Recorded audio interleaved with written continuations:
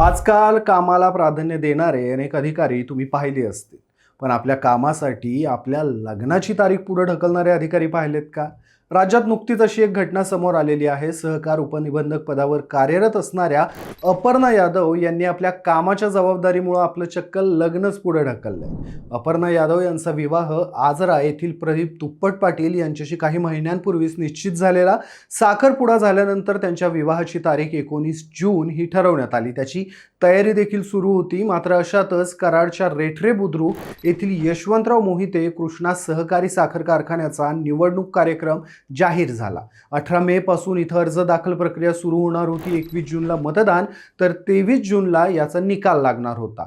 या संपूर्ण निवडणूक प्रक्रियेची जबाबदारी निबंधक म्हणून अपर्णा यादव यांच्यावर देण्यात आली.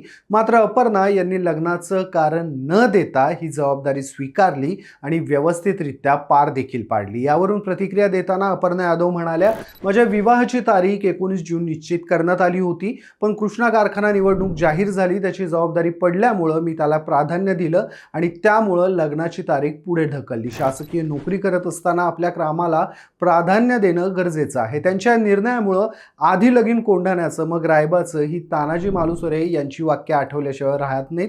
तानाजी मालुसरे यांच्याप्रमाणेच आधी लगीन कृष्णाचं मग स्वतःचं या अपर्णा यादव यांच्या भूमिकेची सध्या कराडमध्ये चर्चा होतीये.